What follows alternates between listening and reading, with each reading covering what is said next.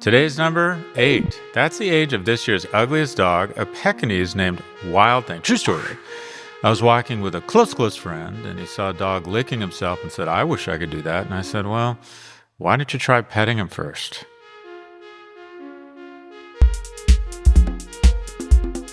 Welcome to Prof G Markets. Ed, today, this is an exciting day. We're speaking with one of our favorite multi-appearance, kind of soon getting a jacket like on SNL, Ryan Holiday, one of the world's foremost philosophers of the modern era. We discuss how Stoicism can improve our relationship with money and whether justice can exist in a capitalist society. Very deep, very deep. I'd rather go back to the dog jokes, but here with the news is Prof G analyst Ed Elson. Ed, what is the palabra buena? I don't know if you know, but that's Spanish for what is a good word, Ed? I'm very well. I'm waiting to get out of here and watch the Euros. It's England's final game. We're playing Slovenia in 15 minutes. Oh, tonight's Slovenia. That's right. Yeah. Oh, that's right. England versus Slovenia. Oh my God. If we lose, literally Southgate is going to have to leave the country and go into the witness protection program. Yeah.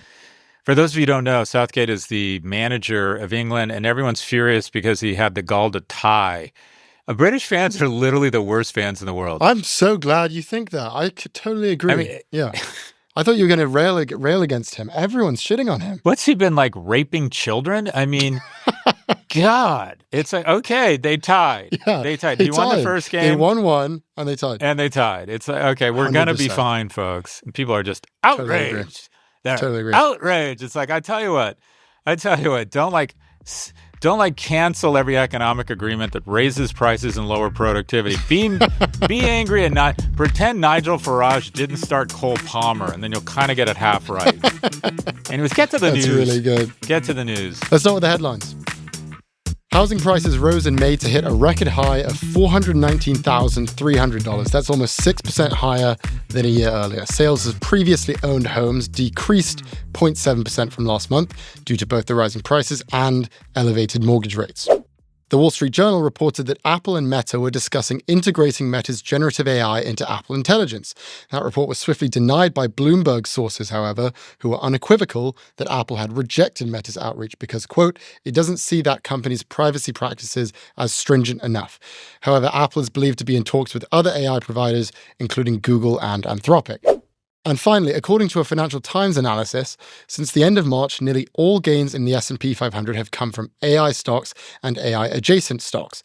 Since March, if you removed AI stocks from the S&P 500, the stock market would be down 2%. Scott, your thoughts? Well, let's start with housing. So this is a bummer. So insufficient supply and elevated mortgage rates, actually, mortgage rates are turning to kind of historical averages, are having a real impact. Nationwide housing inventory has decreased by more than 30%. About 28% of existing homes sold in May were purchased in cash. That's 3% higher than a year earlier. And some of the only people buying houses are people who are making, really good money or can pay all cash, i.e. old people. I think this is terrible. It's a perfect example of our rejectionist, exclusionary culture where once you have a house, you put pressure on the local review board not to issue more housing permits, thereby artificially constraining supply, taking housing prices up, which is great for incumbents. It's literally pulling up the drawbridge behind you. I think it's really, the federal government needs to come in with some sort of program to build a massive amount of housing. It is happening more on a state level. I think this is a big deal for a lot of reasons, and I think it's such a psychological tax on young people when they make good money and they're working hard and they're saving. And housing is like a car they're trying to catch that keeps just slowly pulling away from them. What are your thoughts as someone who is a budding homeowner? This is getting crazy now. Median home prices are now 6 times median income. That's the highest ever. 50% of Americans are struggling to make their mortgage payments. 70% of low-income families are spending more than half of their income on rent. More than half of Americans ages 18 to 24 still live with their parents. And this one really shocked me. 70% of Americans are saying that buying a home is just unrealistic. Now, I'm going to offer a cultural observation. If you go on Netflix, or you go on Max, or you go on whatever your streaming platform is, and you go to the reality TV section, you'll find that basically every other show now is some series that follows the lives of luxury real estate brokers. So whether it's, and there are a ton of them, there's $1 Million Listing, there's buying Beverly Hills, selling Sunset, selling the Hamptons. So we have millions of Americans who are, according to the data, giving up on their dreams of buying a home and at the same time binge watching luxury real estate porn every week. And all of this is to basically say, this is where we're headed now. It's like housing prices have gotten so bad. We just hit another record. Inequality is getting so bad that Americans are now simulating their dreams of buying a home. The reality is just becoming borderline unlivable. People cannot afford houses anymore. So I just think this housing statistic, combined with what I'm seeing in entertainment, I think this should really scare people, especially young people. I see your point. When young people can't form households and they're working hard, playing by the rules. I remember the first house I bought with my girlfriend. It was really meaningful for us. It was a commitment to each other. It was starting to build something together. It just, it has non-economic importance, if you will, or it has psychic importance. And when you're working this hard and saving money and trying to buy a home and it's just slipping away from you, I just think it's another example of why we have more rage and shame, and then the wealth porn that's thrown up on everybody. I think it's discouraging. The good news is we know how to fix it. We need more housing. Let's move on to Apple Intelligence. I think what's going on here is pretty straightforward, and I think it's genius. I think someone at strategy, whoever runs strategy at Apple, I think deserves a raise. I guess they probably make a good living. But he came back and said, all right, what strategy would drive the most shareholder value for us? If we go into the AI business, it's going to cost us tens of billions of dollars to figure this shit out and compete. Here's an idea. Let's sequester the billion most desirable consumers, i.e. iOS consumers, users, from all of these LLMs and give them a taste of the crack cocaine. Let them offer applications on their LLM, which ChatGPT or Llama. I'm sure they'll do some sort of pilot project with Anthropic. And then slowly but surely, as the competition heats up between these players and the ones that pull away get trillion-dollar valuations and the ones that are left by the side of the road get sold for scrap, they're positioning themselves similar to how they position themselves getting in front of them and search and saying, hey, Google, we could develop our own search engine. No, that would take us tens of billions of dollars to do something not as good as Google. So we'll just bid it out and Google gives us 20 billion, 19 billion hits the bottom line. P of 30, okay, $570 billion or, 15-20% of our market cap is this search deal. I think they are trying to position themselves to be in a similar position to at some point turn to all of these AI companies and go, fellas, who wants to be the AI company, the LLM that becomes the default for the billion wealthiest consumers in the world? Okay, it's going to cost you.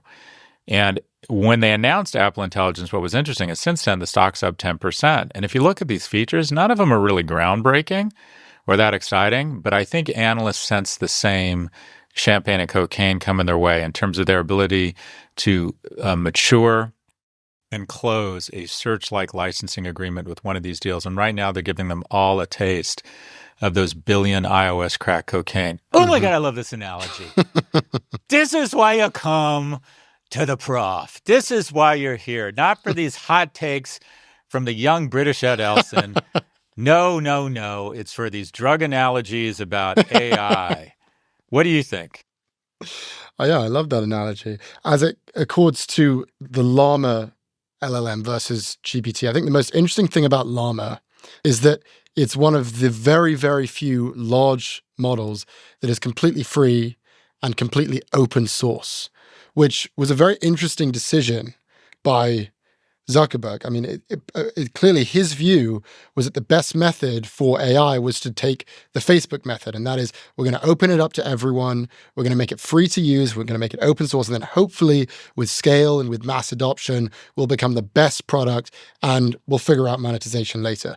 Very different from GPT-4, which is closed source, meaning the model is proprietary. No one actually knows how it works unless you work at the company. So I like this story because it sets up GPT versus Llama in a head-to-head. And yes, this is a story about Meta versus OpenAI, but on a larger level, it's an economic story about closed versus open source. Which one is going to win? And I think it'll be interesting to see if this does play out. Hopefully, it plays out that they're competing on the same device. But I would like to see which will end up winning as the stronger business model for AI, which is the most important technology in the world right now. We shall see. So the last thing, the stat, it just blows my mind. Excluding big tech and chip companies, the S&P 500 has declined 2% since March. The three largest companies in the S&P 500 make up a record 21% of the index. In 1999, the three largest made up 12%. Excluding AI, 9 of the S&P's 11 sectors are down since March. I mean, last week there was another great stat. NVIDIA was down, 3-5%. It had, a down day, not a terrible day, but it was down. And it lost more market cap in that day than like 420 of the S&P 500. Half a trillion in 3 days, yeah. So that was, what was that, like a 16% decline in 3 days? Yeah. I don't think this is healthy. This isn't a robust market. And what it's becoming is that, one, it's an ad for index funds, because to try and pick stocks is impossible when it's 3 or 5 companies. It's just in the largest economy, in the largest stock market, the largest asset class, there's a handful, maybe you can count on one finger, at the companies that are moving and supporting the markets in the world's largest economy. I just don't, that's just not a good thing. This feels very fragile because, if NVIDIA goes down, and this could happen, 80%, right? Keep in mind, Amazon down 90% from 99 to 2001. You got to think the S&P is going to go down. What would that mean? 12, 15, 20% if some of the other ones follow them? Nassim Taleb has this thing called fragility, and he talks about the importance of anti-fragility.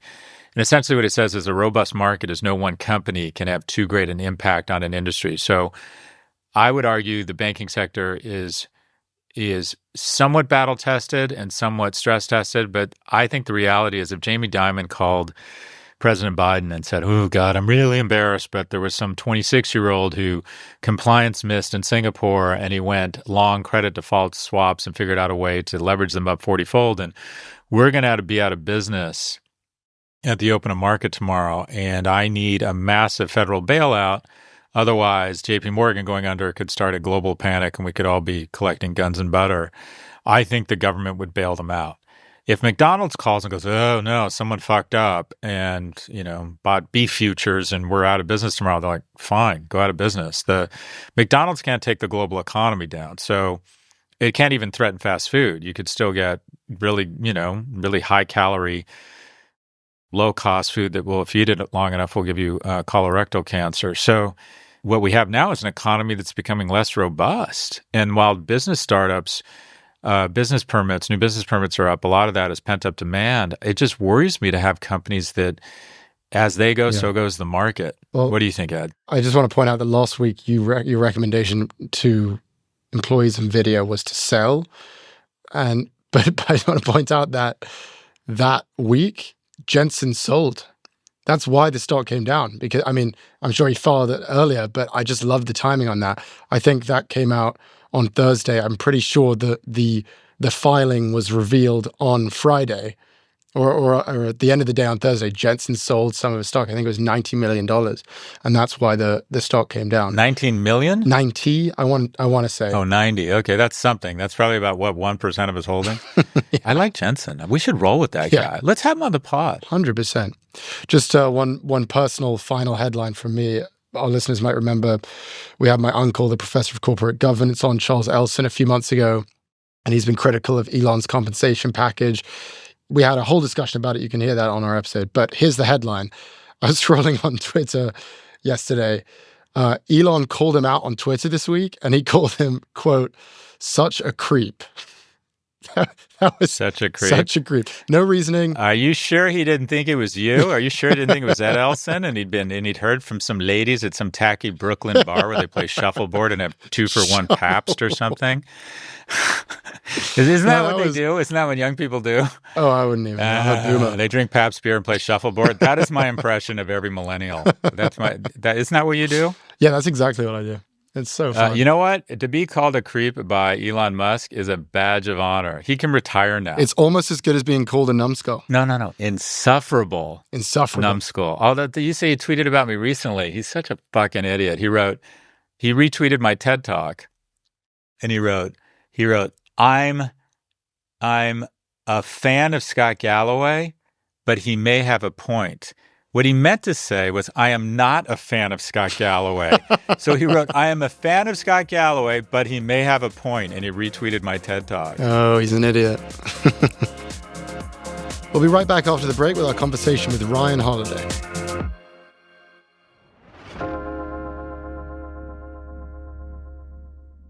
Support for Prof G Markets comes from Center. Tracking expenses can be time-consuming for everyone involved, finance teams, budget managers, and the spenders themselves. Whether you're reviewing and approving spend, compiling and submitting receipts, or closing the books, everything usually gets held up by outdated tech and cumbersome manual processes. Center makes things a whole lot simpler. Center is a corporate card and connected software that gives business leaders real-time visibility into all employee spending. It automates traditional expensing and accounting tasks and modernizes business travel booking. Its card-centric approach to travel and expense management gives finance teams the controls and real-time data needed for optimal decision-making. Center lets finance teams see spending as it happens, so every swipe can give you insights that lead to better business decisions. Plus, finance teams and spenders can say goodbye to chasing down receipts. Center elevates visibility, control, and agility for market-leading businesses everywhere. They're reinventing expense management with a more configurable and intelligent solution delivered in a consumption-based business model with no licensing, deployment, or support fees. Visit getcenter.com/ProfG to get started today. That's getcenter.com/ProfG. Welcome back. Here's our conversation with Ryan Holiday, philosopher and New York Times bestselling author. Ryan, thank you for joining us. Yeah, thanks for having me. So let's start with Stoicism, which you're sort of an expert in. For those who don't know about this philosophy, could you just give us a brief summary? What is Stoicism and where did it come from? So it's a philosophy that comes to us from ancient Greece, makes its way to Rome. It's a philosophy. I sort of say it's based around this idea: we don't control what happens, we control how we respond to what happens, and then it's built around these sort of four key virtues: courage, self-discipline, justice, and wisdom. And the idea for the Stoics is that every situation demands or presents the opportunity to act with those four virtues. So this little philosophy that originates from a shipwreck in Athens in the 4th century, it ends up having an immense amount of resonance 2,400 years later with people all over the world. It's pretty incredible. What was that shipwreck you're describing? So Zeno, the founder of Stoicism, was a merchant. He was a dealer in what was called Tyrian purple. It's the dye that would make the cloaks of the fanciest Greeks. So he suffers this shipwreck and he ends up penniless in Athens in a bookstore, and he hears the bookseller reading some of the dialogues of Socrates, and this turns him into philosophy. And he would joke later that he makes a great fortune when he suffers a shipwreck, because although he loses all his money, it turns him on to an entirely different way of thinking and living. And I mean, he ends up changing the trajectory of Western civilization as a result of how he responds to this thing that if you had asked him, do you want to suffer a shipwreck and lose everything that you have? He, of course, would have said no. But what he makes of it is, to me, what Stoicism is about. It's funny because I feel like this philosophy, people often think about it as applying to mental health. But it's interesting to hear that the origins of this philosophy, it really has mostly to do with money, which is what we dedicate this podcast to. So I'd love to get your take on how has Stoicism helped you when it comes to thinking about money, and how could it help other people? Yeah, look, what I think is interesting about Stoicism, the two most well-known Stoics are Marcus Aurelius, the Emperor of Rome, and Epictetus, who was a slave about a generation before Marcus Aurelius. So you have this, what I love about Stoicism is here you have it encompassing both extreme ends of the social spectrum and hierarchy. And yet they're both talking about the same thing, which is how does one find freedom and self-command inside either extreme powerlessness or extreme power, extreme adversity or extreme success. And so the Stoics, I would say as a rule, Epictetus is the exception. Most of the Stoics are quite successful and quite wealthy, but they understand, as I'm sure many people listening do, that just because you have money, we say, it'll set you free, and it doesn't. Many of us are sort of slaves to ambition, slaves to status, slaves to maintaining, protecting what we have or growing what we have. And so Stoicism is really about finding sort of freedom within whatever circumstance one happens to find themselves in. I think it's interesting how many people for whom wealth and power actually decreases their autonomy rather than increases it. And that's kind of how that's something Stoicism is very helpful for me with, is like, if I'm getting more successful, why do I have less control of my schedule? Why is the reward for my success less time to do the thing I actually want to do, which is write or spend time with my family? And so I think Stoicism has a lot to teach us and talks a lot about that. So we have a chapter in our book, The Algebra of Wealth, where we talk about the four virtues: courage, temperance, justice, and wisdom. Break down for us those virtues for our listeners, and particularly how they relate to our relationship with money. Yeah, I mean, what's interesting about the virtues is that it's hard to define each one of them, but we kind of know it when we see it. Courage, I think we all understand, is running into battle, but it's also the moral courage to stand up, to speak truth, to take risks as an entrepreneur or a creative. Self-discipline, is sort of what you put in your body, how you treat your body, the habits you practice. Wisdom is, the decision to become a lifelong student, to always be learning, to sort of push ego away. To me, the virtue that's most interesting, that I think is kind of the North Star for all the others, is this virtue of justice. Because to what end are we pursuing the other virtues? If your courage is about taking risk after risk after risk to just create a ginormous pile of money that came at the expense or the cost of, other people, the environment, ethics, etc. I don't think the Stoics would consider that a virtue. So what I think is interesting about these virtues is how interrelated they are and how interconnected they are. Again, with self-discipline, I think some of us have a problem. We spend too much money. Then there's other people, I'm sure you've met these people, Scott, where they have more money they could possibly spend in a lifetime, and they've become addicted to sort of frugality or growing the money. Yeah, And so hoarding. they lack the Epicurean insight of, hey, you only live once. How are you going to spend this time that you have on this planet? Yeah, it's so funny. Spending money is really a skill, and that is, you want to spend less than you make when you're a young person so you can establish an army of capital. But then, as you get older, if you're blessed enough to have, economic security, I don't understand why people don't spend it. I don't understand why they don't enjoy themselves, why they don't do amazing things with their family. And I think it's just hardwired into you or they get so focused on having more, not recognizing it's really not going to do much for you. Let's focus on justice for a minute, since that's the subject of your latest book. It strikes us that in capitalism, there's no such thing as fair. I always say fair is a dangerous word. Despite that, how do you think we can practice the virtue of justice within a capitalist society? Yeah, I mean, look, what you're allowed to do in a capitalist society, how you are legally able to run a business, I think is different than the choices that you're going to decide to make as an individual. So, yeah, look, life is not fair. If you think things are going to be fair, you're going to be rudely disappointed. But I struggle to understand why one would not strive to treat people fairly. So to me, the essence of Stoicism is like, what's in your control? How other people treat you is not in your control. What other people do, how other countries operate, whatever the standard business practices are, that's not in your control. But how you decide to operate your business, how you treat people inside it, what you choose to do or not do, to me, this is where this virtue of justice comes in. So I love that we live in a society that gives individuals an immense amount of freedom to do what they want. But I think the expectation, and the founders who were all steeped in Stoicism, I think, would have agreed on this. The expectation was that private virtue would govern the choices that we make as individuals.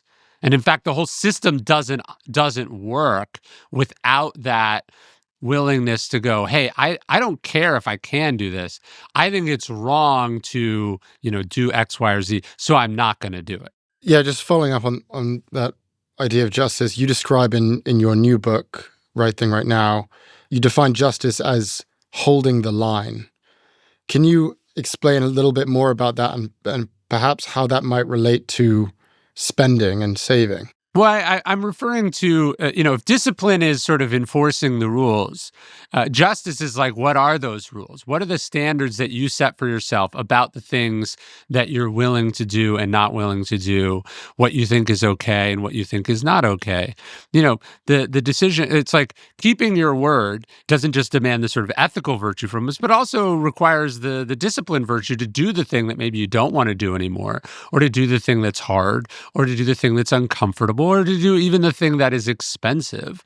And so, again, these virtues are all related, but I think if you are not doing it towards what we would, I think, call the right thing, if there isn't an ethical component, a moral compass to what you're doing, then yeah, you're just piling up, dollar after dollar, success after success, follower after follower, to what end? Yeah, it sounds like it's not necessarily that you're prescribing a code of ethics. It's just that one should exist and you should recognize that. Yeah. Look, I'm not. The book isn't a bunch of policy arguments and sort of political arguments, but it's saying that if you don't have here's what I found: if you don't have a North Star, like if you don't have here's what I'm trying to do. Here's what's important to me. Here's the positive difference that I'm trying to make. Here are my values. What often ends up happening is that you default to money.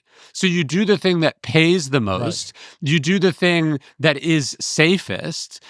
You do the thing that everyone else is doing, instead of being able to evaluate each individual choice in accordance with these values. And so you can end up one day very far from where you wanted to end up, or the kind of person that you want to be, because you were making a series of rational decisions along the way. Do I take this job, which pays this amount, or this job, which pays, 10% more? Or do I go into this industry versus that industry? You kind of end up just getting guided around by these less than stellar values, money just being a proxy for other things, and I think you can end up in a place that isn't particularly fulfilling or meaningful. Do you think the Stoics valued money? I mean, it feels like sort of the direction where you're going in is like, money's great, but it's not everything, and maybe it doesn't even matter. And this guy got shipwrecked and he lost everything and he was still okay. Is part of the learning that we should learn to live without caring about money, or is there a way to live a Stoic life while also wanting to get rich and wanting to be financially successful? One of my favorite stories from the Stoics, there's a Stoic named Musonius Rufus, and he was in this position of local leadership, and there was this particularly obnoxious man that everyone hated, who was obsessed with money. And so ultimately, the story goes that he awards this guy, a grant, a large chunk of money. And people said, why would you do this? This man's horrible. And he said, I know he's horrible. Money's exactly what he deserved.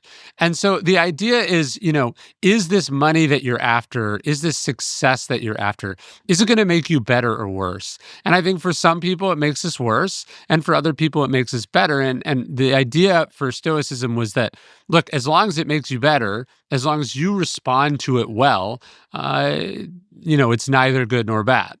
You wrote in The Obstacle is the Way, and I think we quoted this in our book, there is no good or bad without us. There is only perception.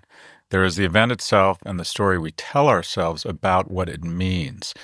Can you talk to some of the people who are earlier in their careers about that way of thinking to remain balanced as they start to experience real wins and real losses? Yeah. One of the great lines from Marcus Aurelius, he says, you have to be able to accept it without arrogance and let it go with indifference. If you can't fix it, you got to stand it. Isn't that Brokeback Mountain? I think what he's saying is like, look, when you wear the success lightly, and you bear the adversity with sort of fortitude and perseverance. And I think sometimes, especially early in your career, you're like, is this a good job? Am I getting paid enough? Am I being respected? You have all these like opinions about the situation that you're in, instead of thinking about how to get the most out of it, how to learn the most, how to get closer to where you ultimately want to end up.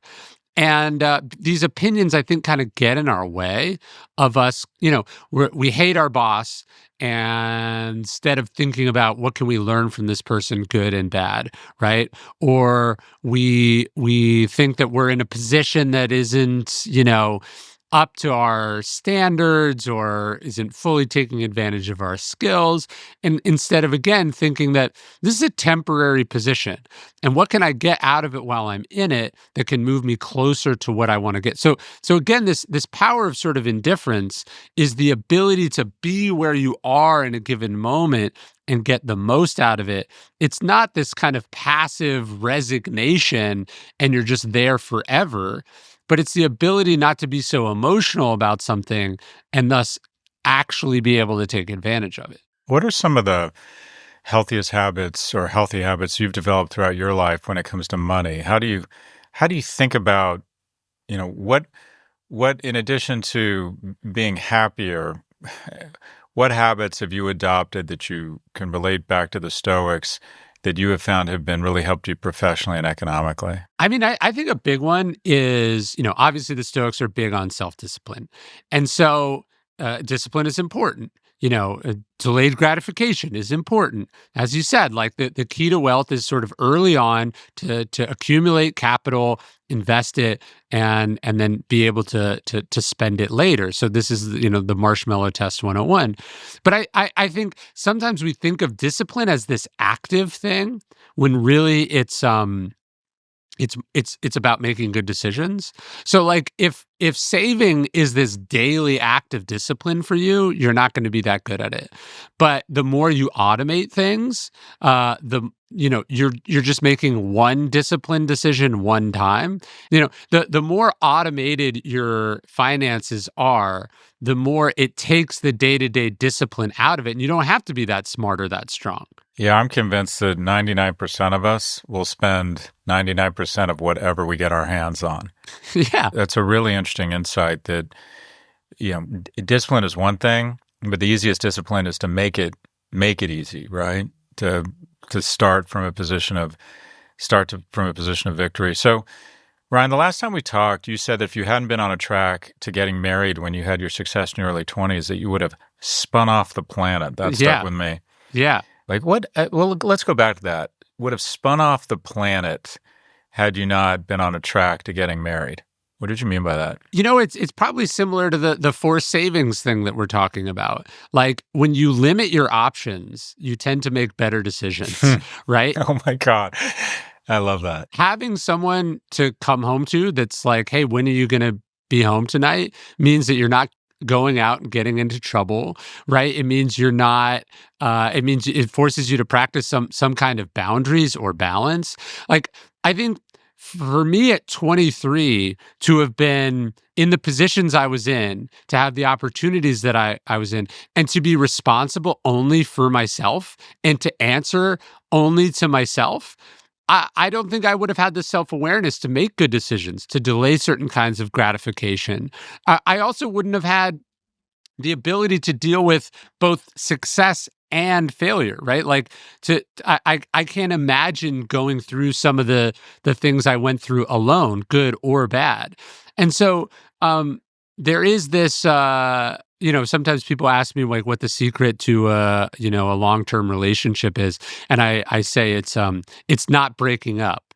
It's not like this magical thing. It's the decision to not go always to greener pastures, to not take the easy way out, to stick with your commitments, and you benefit from that in many, many ways.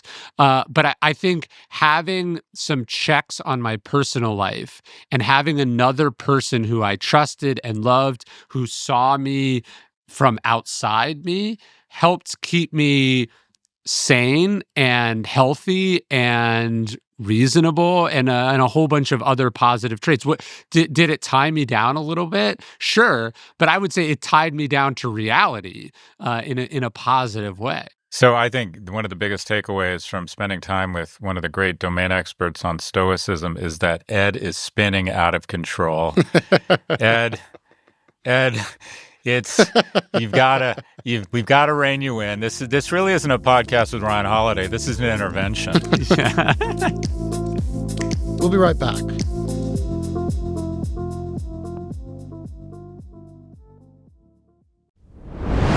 We're back with Prof G Markets. Just to shift gears here, Ryan, Marcus Aurelius is long gone, but you probably know him better than anyone else today. If Marcus Aurelius, if we brought him back to life today and just sort of took him around America, what do you think would be his greatest concerns? What would he be most critical of that we're doing wrong in our society right now? I think he would be appalled at the lack of time and space for reflection that each of us have. What meditations is the most powerful person in the world taking a few minutes every day or night to have a little conversation with themselves, to remind themselves of their values, to sort of interrogate themselves, push themselves to improve. And, everyone's just busy all the time. And the idea of taking that time and space to think, to practice philosophy, that seems like this preposterous luxury. And I think because we're always doing and doing and doing, we don't have the ability to kind of get in touch with ourselves in the way that he was. Do you think he'd want to regulate social media? Do you think he'd want to ban phones for kids? Yeah, so I was going. I can't imagine he would think much of the like button. And I've read a bunch of stuff that you've written, and I've thought, I need to be less concerned with what people I will never meet think of me and more concerned with what the people in my life feel about me. And it feels like social media, talking about things you can't control or really don't matter very much, having a big impact on your mental health. I got to think he would have hated Facebook. I think obviously the ancients did not have social media or sort of mass media culture in any way, but there was such a thing as the mob. There was the tens of thousands of Romans getting together in the Colosseum, and people were intimately familiar with like sort of surfing the crowd, like figuratively, like taking the energy from the crowd, performing from the crowd. And there's a line in Meditations where Marcus is sort of chastising himself. He says, you're sort of up at the podium, and he's like, they're really cheering and clapping for you, and then he goes, yeah, you're giving them what they want, and he says, but they want an idiot. He's like, you're performing. I think the equivalent of this is be like, you're performing for the algorithm. You're giving people what they want. You're doing what drives engagement. But that's not good. It's not good for them. It's not good for you. And I think the Stoics would have seen what happens to people every day, these people that just sort of get consumed by performing for this audience, and it changes them. There's audience capture, but there's also just like what fame does to a person, where you become kind of addicted to the endless validation and attention seeking. The Stoics would have seen that very human trait all the time. And the idea that we would create a way for everyone to do that at every second of the day, I think they would have been horrified. Do you have any hacks for, I think a lot of people look at your life and think, I would love to do what that guy's doing, to find a topic I'm really interested in and then figure out a way to use it as a platform and develop economic security and do something I'm interested in, I'm passionate about, and become influential in a positive way. Are there hacks and advice for a young person thinking, I want some of that? What surprised you to the upside and the downside around your career path? I think I got lucky in that what I really wanted to be was a writer. I loved books and I wanted to be an author. And I went at it a somewhat untraditional way in that I was a research assistant for a great writer, a guy named Robert Greene, who wrote the 48 Laws of Power. So I really learned like how to do of all the sort of like intellectual sort of thought leadership things. I started with like the hardest, least sexy of the mediums. So I think people see podcasts or they see TikTok or, a 60-second clip that gets millions of views or whatever, and they're like, I want to do that. And in many ways, that's the easiest part of it, or it's the least intellectually rigorous of the mediums. And so if you start there, you don't actually have the goods or the skills. And I'm not saying you have to start with books, but I'm saying we often see people that get blessed by the algorithm. They blow up in some way on some medium, but because they don't have like an actual point of view, an actual skill set, like a thing that they do, they just become like a person who chases more and more on that particular platform. Like I write books. That's what I was doing before I did this. That's what I'm going to go do after I close the laptop on this is I'm going to go back and sit in my chair by myself and work on a chapter in the book that I'm writing now. Now, what I generate there ultimately can be translated and can do well on social media, on podcasts, on, news media or whatever. But it starts from the core originating thing. And people oftentimes don't want to do that work.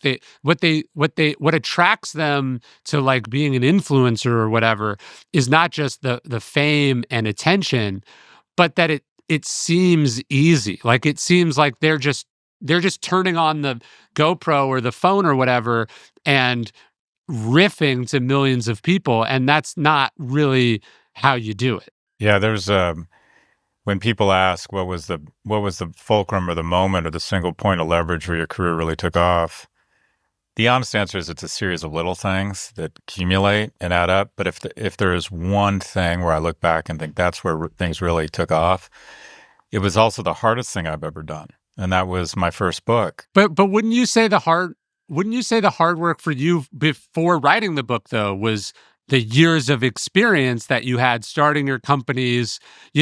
So it's not that everyone just has to write a book, but you do have to develop like something to say, the competence. The competence first. Yeah. Well, I worked my ass off for 35 years to become an overnight success. Ed, bring us home. One last question. Do you care about what people think of you? Like when you put your work out there and you're on social media, you're on TikTok, I'm sure people are criticizing you or not.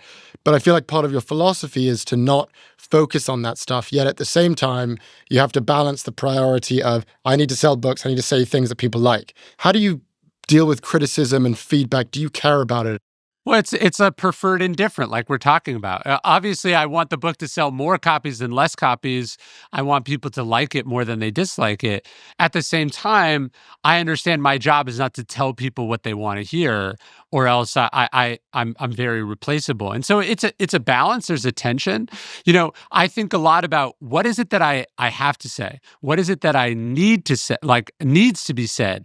And then what is the way that I can get that to people? So when I'm thinking about what people think, it's not in the generative side of things. Like, what is my message? What do I think the truth is? I think about it like I did this book on justice, which just came out, which I was lucky enough, it debuted at #1. If I had called this book, if the packaging and the titling and the marketing and all this book had been about justice, I guarantee it would not debut at #1, right? Like I had to spend a lot of time thinking about how you take a topic that people are not interested in hearing about and have a lot of preconceived notions about, and I had to figure out how to make that palatable, interesting, exciting, relevant, all of that. So it's in the messaging, but not the message, that you want to think about what other people think. Ryan Holiday is a philosopher and New York Times bestselling author. His books include The Obstacle is the Way, Ego is the Enemy, The Daily Stoic, and Stillness is the Key. Ryan's latest book, Right Thing, Right Now, is available now. Ryan, thank you so much for joining us. Thanks, Ron. Always a pleasure, Scott. Thanks.